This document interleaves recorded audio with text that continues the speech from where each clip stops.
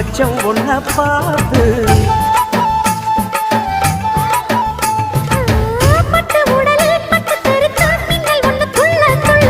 வெக்கம் துடிக்க விளக்கணைக்க ஜன்னல் கண்ணை மூடிக்கொள்ள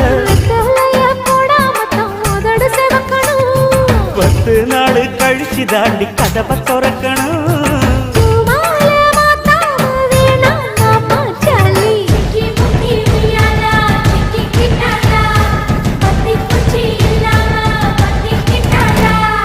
மச்சான் கிட்ட முந்தானைய தந்து வப்பாளா